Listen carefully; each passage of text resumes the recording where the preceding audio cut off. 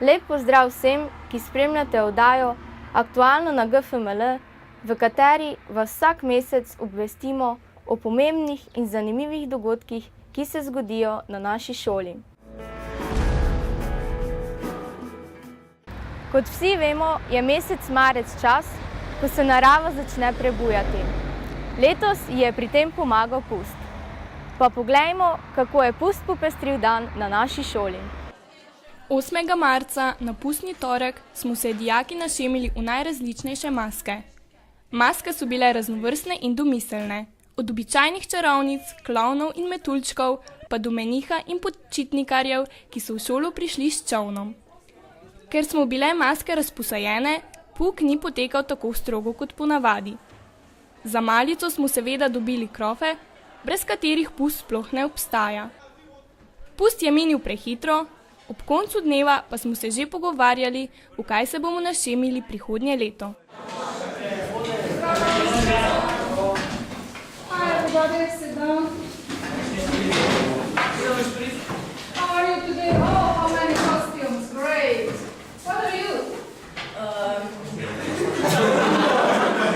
Lady? Ladybug. A ladybug and a ladybird. And you two are? Okay. We have more. We have...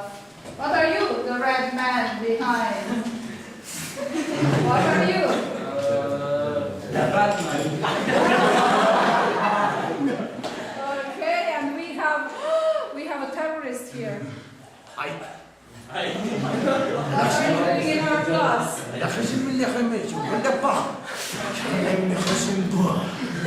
Who are this man? Let's take him out.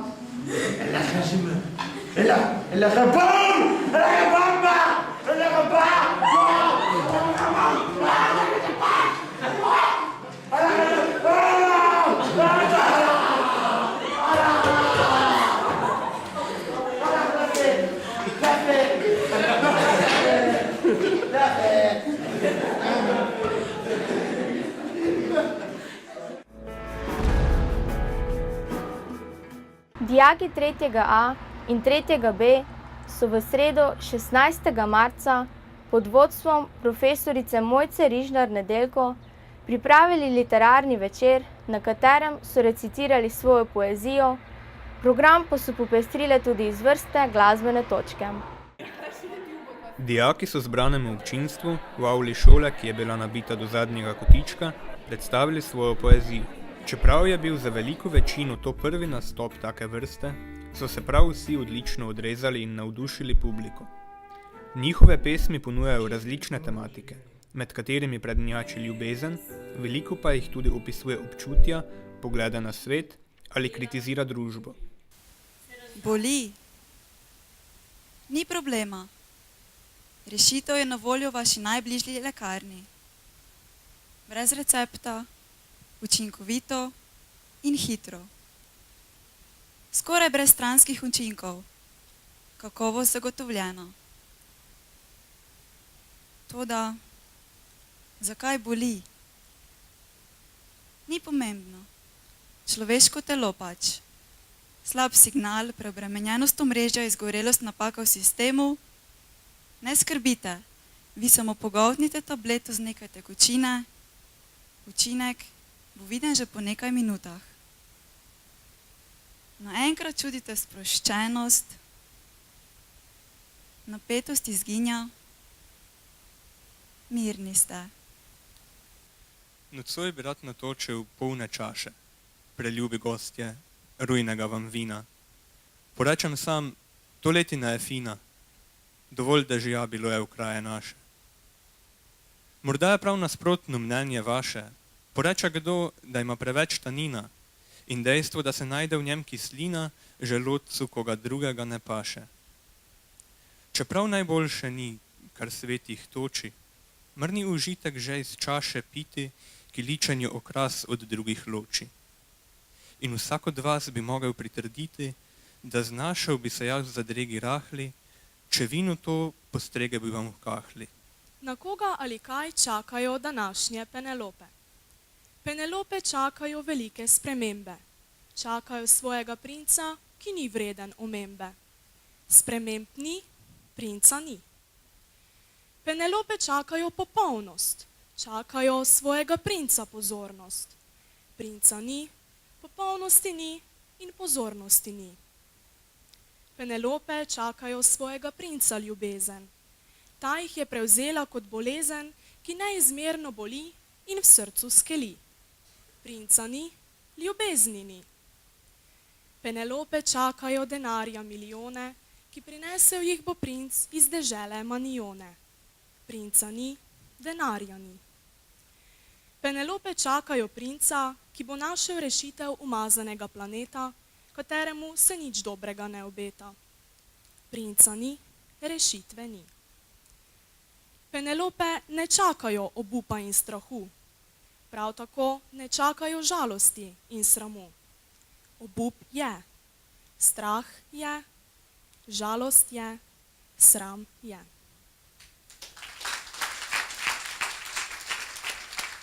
Pesmi niso brali samo avtorji, ampak tudi njihovi sošolci, saj imajo nekateri res čudovit glas.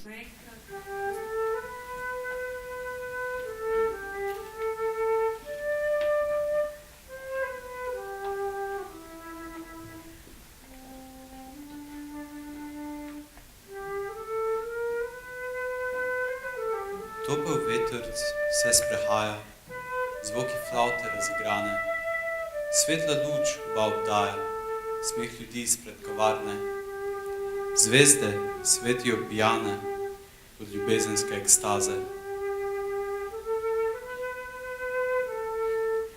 Tam na klopci sled toplote poleg mene še ostaja in odmev glasu sladkote še v ušesu tiho vztraja.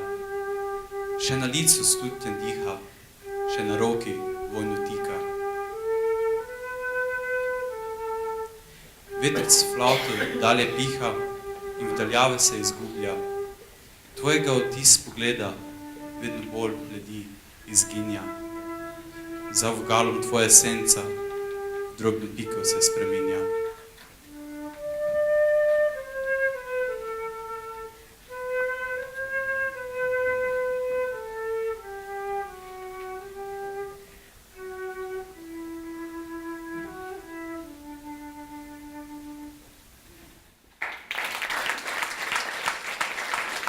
Pohvaliti gre tudi vse glasbenike, ki so ponudili zanimive interpretacije znanih pesmi, od Vlada Kreslina, Nirvane do flavtne verzije Rihanine pop uspešnice.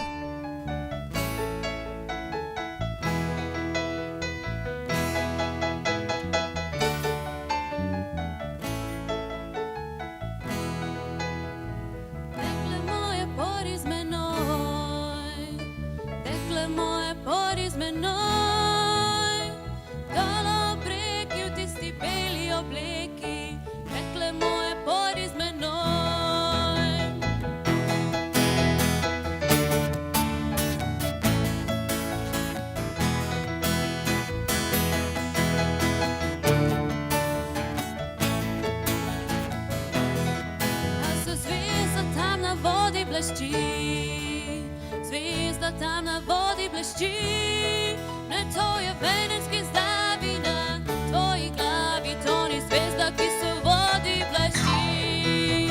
Dekle moje, pori z menoj, dekle moje, pori z menoj, ob reki, v tisti beli obleki, dekle moje, pori z menoj.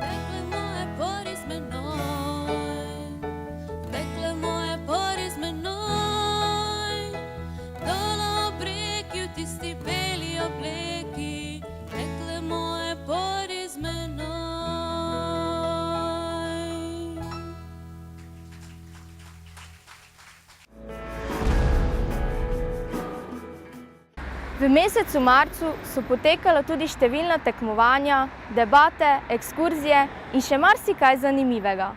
Pa poglejmo. Vojne ne puščajo posledic le pri nedolžnih ljudeh, ampak tudi pri vojakih, ki so prav tako samo ljudje. Večina vojakov, ki so bili udeleženi v krvavem bojevanju, se zlomi pod težo grozovitih slik, ki se jim stalno prikazujejo pred očmi. Kako pomagati tem ljudem, nam je 2. marca predstavil vojaški psiholog gospod Gregor Jazbec, ki je predaval o tem, kaj se s človekom v boju dogaja in kako psihologi in zdravniki kasneje tem ljudem pomagajo. 2 uri so. 1 ura je bojni stres, se pravi čisto osnova. Kaj bojni stres je toliko, da dijaki spoznajo se s to tematiko, mogoče bo komu zanimivo. Druga ura je pa delo vojaškega psihologa. Se pravi, mogoče bo pa komu zanimivo oziroma ga bo navdušila ta funkcija, da se bo mogoče v bodočnosti tudi sam hotel s tem področjem srečati ali pa na njemu delovati. Se pravi, tema bojnega stresa obsega psihologijo, pa če hočeš, teorijo delovanja človeka v ekstremnih situacijah. V tej uri smo spoznali prvič osnove, se pravi, kaj se s človekom v boju dogaja, potem smo šli pa skozi elementa preventive, se pravi, kaj mora enota ali pa poveljnik narediti, da bo teh psihičnih motenj, če hočeš, čim manj, in pa končali smo s tem, kakšni so pa načini zdravljenja, se pravi, kaj lahko pa, ne vem, zdravnik, psiholog, psihiater na tem področju z veterani naredi.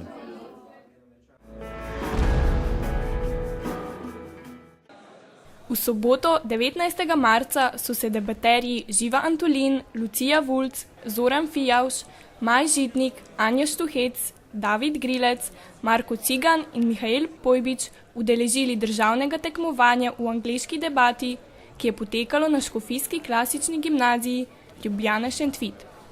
Debatna tema, na katero so se debaterji pripravljali že doma, se je glasila: demokratizacijski potencial interneta je precenjen. Debaterji so govorili o pomembni vlogi interneta pri revolucijah v Tuniziji in Egiptu in pri trenutnih demonstracijah na Hrvaškem. Ekipa, ki so jo sestavljali Anja Štuhec, Zoran Fijavš in Maj Žitnik, je zasedla 5. mesto, Zoran Fijavš pa je postal drugi najboljši angleški debater v Sloveniji. Prejšnji teden je bil za naše dijake precej naporen, saj so se udeležili 2 državnih tekmovanj. V ponedeljek, 21. marca, je bilo državno tekmovanje iz angleščine, v soboto, 26. pa iz biologije. Šlo jim je dobro, upamo pa na čim boljše rezultate.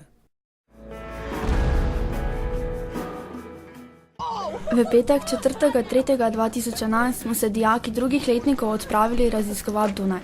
Našo ekskurzijo smo poimenovali Slovenci na Dunaj. Ogledali smo si veličasten Schönbrunn, ogromno knjižnico z najstarejšimi knjigami, naravoslovni muzej Dunaja z živalmi v naravni velikosti, arheološkimi izkopaninami in mnogim drugim. V prostem času smo se sprehajali po glavnem trgu in se zlili z Dunajčani. Na koncu smo na univerzi poiskali kip Franca Miklošiča in se ob njem tudi fotografirali. Vrnitev domov je bila nekoliko utrujajoča, vendar smo se ta dan zelo zabavali in spoznali prečudovit Dunaj. V ponedeljek, 14. marca, je potekalo šolsko tekmovanje iz znanja kemije. Tekmovanja smo se dijaki udeležili v velikem številu in dosegli lepe rezultate. Med dijaki 1. letnika sta prvo mesto zasedla Urška Elbl in Matjaž Kalič, 3. mesto pa Špela Gubič. V drugih letnikih se je najbolje odrezal Žan Klaneček, na 2. mestu pa sta mu sledila Nejc Havaši in Sara Šiftar. Najboljša med dijaki 3. letnikov je bila Sara Brunec, sledila pa sta Andrej Šterman na 2. in Daša Škrilec na 3. mestu. Maruša Bolšak je dosegla najvišje število točk med dijaki 4. letnikov, nekaj točk manj pa sta zbrala Gregor Ratek na 2. in Jernej Kolbl na 3. mestu. V torek 22. marca 2011 so dijaki predšolske vzgoje lahko prisluhnili koncertu orkestra izvirnih inštrumentov, na katerem sta glasbenika Peter Kus in Andrej Žibert uporabila množico najrazličnejših nenavadnih glasbil in občinstvu pokazala, kako je mogoče zvoke izvabiti iz običajnih predmetov, ki ležijo okoli nas, ter z njimi ustvariti glasbo.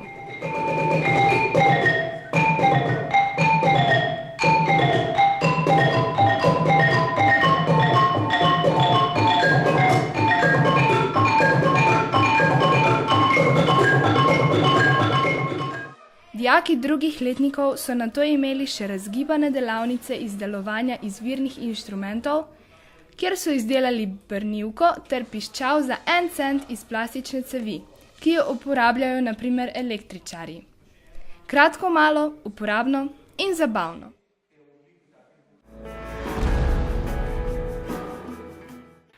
Četrtek 17. marca je na gimnaziji Franca Miklošiča Ljutomer potekalo matematično tekmovanje Kenguru. Udeležil se ga je 301 dijak, reševali so matematično miselne naloge. Tekmovanje je organizirala profesorica Natalija Horvat. Zmagali so prvi letnik Simon Beznešek, Andrej Anderlič in David Grilec, drugi letnik Žan Klaneček, Mitja Šadl, Maj Žitnik, tretji letnik Nina Jerebic, Mitja Štrakl, Alen Pivar, četrti letnik Anja Štuhec, Jernej Kolbel, Dominik Lajšek in Gregor Ratek. Na vzgojiteljskem tekmovanju so zmagali v prvem letniku Patriku Ciper, drugem letniku Andreja Slavic, četrtem letniku Lara Kosi. Vsem čestitamo.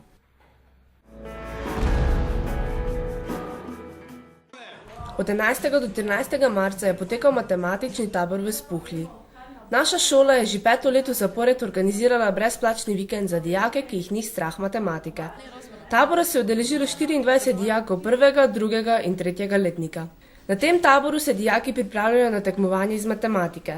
Pouk za prve letnike je potekal v jedilnici, za druge letnike v terariju s kurentom in za tretje letnike kar na hodniku na kavču. Kaj je lahko lepšega? Po napornih urah smo se sprostili z igrami, hrano, plesom, aktivitijem.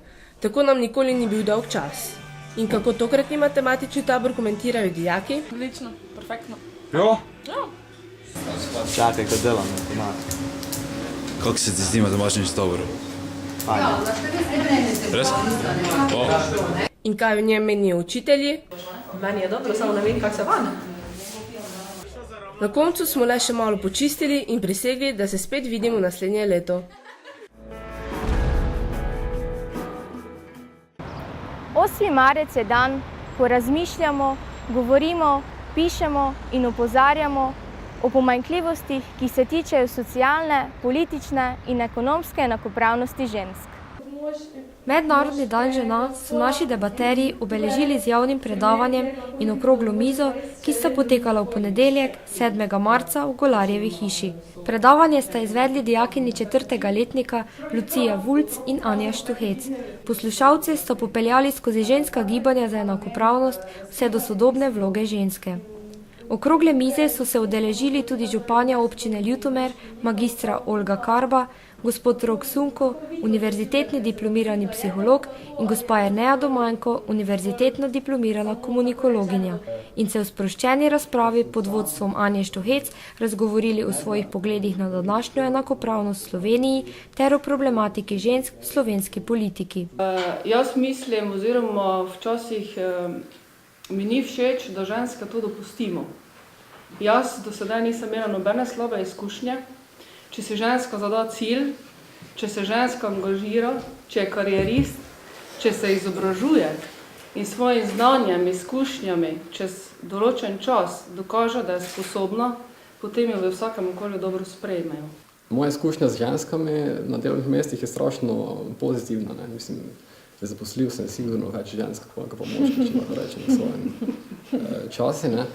Je tam sicer ta ena praktična tista dimenzija, ki tam zmeraj pač dela neko diskriminatorno noto, bi lahko rekel, da danes še zmeraj, seveda. Ampak mislim, da živimo v neki situaciji, ko je dosti bolj odvisno od tega, kako si sposoben, potem od tega, kako si motiviran, koliko si pripravljen vložiti v to, kaj delaš, kak pa to kakšnega spola si, konec koncev. Dogodka, ki sta del projekta Analiziraj in odreagiraj, sta se zaključila z mislijo, da morajo ženske predvsem verjeti v svoje sposobnosti in si upati posegati po višjih ciljih, kot jim jih določa včasih konzervativna okolica. Pravim, sej formalno je enakopravno, tudi neformalno smo že zelo enakopravni. Ampak na določenih mestih ali pa recimo določeni ljudje pa še vedno diskriminirajo in zaradi takih je potem potrebno opozarjati pa govoriti o teh stvareh. Na koncu 4. letnika vsakega čaka matura. Več o tem pa profesor Jernej Jakelj. Velik dogodek v začetku marca je za naše maturante predstavljala poskusna matura, ki je potekala na lep sončen dan v soboto 12. marca. Imam nekaj vprašanj za profesorja Jerneja Jakla, tajnika maturitetne komisije. Čemu je pravzaprav namenjena poskusna matura? Torej, lepo pozdravljeni.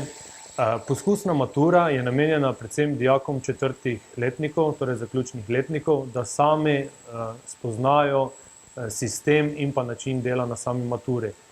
Pri tej obvezni poskusni maturi dijaki spoznajo ravnanje dela s šiframi, izpitni red, izpitno dokumentacijo in se na nek način podrobne seznanijo za samo izvedbo mature, ki jih čaka v mesecu juniju. Ste zaznali kakršnekoli težave pri tej maturi?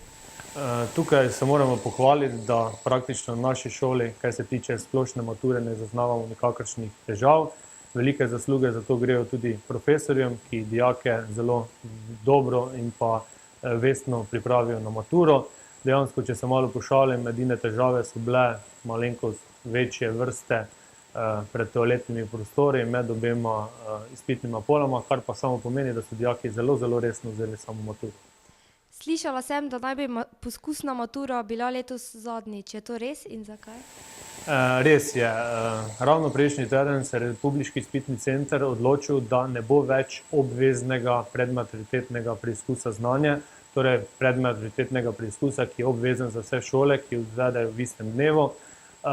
Narav take odločitve pa je verjetno zgolj tehnična, kajti to zahteva zelo veliko mobilizacijo učiteljev za tisti dan kot samih nadzornih. Določene šole imajo tudi katere druge aktivnosti. Poskusna matura še bo, vendar bo od vsake šole odvisno, v katerem datumu, v katerem terminu jo bodo izvedli. Kaj pa redna matura, kdaj se začne? Redna matura se dejansko začne že 7. maja, ko pišejo izpitno polo iz eseja, iz slovenskega jezika esej. Dejansko tisti pravi tempo se pa začne 30. maja, ko začnejo v ponedeljek, ko dijaki začnejo odgovarjati in pa pisati izpitne pole iz angleškega jezika in potem to vse skupaj sledi do sredine junija. 13. julija v sredo bo pa spet velika slavnostna podelitev in pa rezultati mature, kjer že tradicionalno naša gimnazija izvede v Ljutomeru na prenovljenem glavnem trgu. Pričakujete letos podobne rezultate kot v preteklih letih? Seveda, konec koncev Ljutomerska gimnazija vedno cilja na najvišja mesta. Dijake tudi skozi 4 leta pripravljamo ravno na ta njihov najbolj adrenalinski šport, če se tako izrazim, matura. In zadnja 3 leta smo dosegali izjemne rezultate, ne samo 100% uspeh na splošni maturi, ampak tudi več kot 10 zlatih in čemu ne bi bilo letos isto. Bi dijake na kaj še opozorili, preden se začne zares? Predvsem prvo bi jih rad pomiril, kajti skozi 4 leta so jih profesorji zelo vestno pripravljeni na maturo, tudi sami so se tem pripravah udeleževali, torej znanje imajo dovolj, naj se umirijo, se pravi, naj se skoncentrirajo, težav ne bi smelo biti, sami rezultati zadnjih let govorijo, da so na maturi uspešni, naj vzamejo sicer resno, odgovorno, opozoril pa bi jih mogoče samo, se pravi, na določene odprta vprašanja, rečemo temu, ki se v zadnjem času pojavljajo. Predvsem bi tukaj povedal nekaj o tako imenovanih nedovoljenih pripomočkih, kajti zadnji 2 leti je definiran kot nedovoljen pripomoček tudi mobilni telefon, katerega posedovanje se lahko kaznuje z odvzemom izpitne pole. Torej še enkrat bi jih pa rad upozoril ravno to, da naj vso tehnologijo puščajo v svojih omaricah, da ne bi prišlo do kakšne neljube situacije. Ampak jaz pa vem, da so naši dijaki tako disciplinirani in profesorji so jih tolikokrat upozorili na to, da zagotovo se lahko trdim, da do takih težav ne bo prišlo. Tako, naša oddaja je pri koncu. Upam, da smo vam dodobra predstavili dogajanje na naši šoli v tem mesecu in vam popestrili večer. Nič pa vas naj ne skrbi, tudi če ste oddajo zamudili, saj si jo lahko vnovič ogledate na naši spletni strani. Ne zamudite pa še naslednjih oddaj, saj se pri nas vedno nekaj dogaja. Torej, vidimo se naslednji mesec na istem kanalu in ob isti uri. Želim vam lep večer in nasvidenje.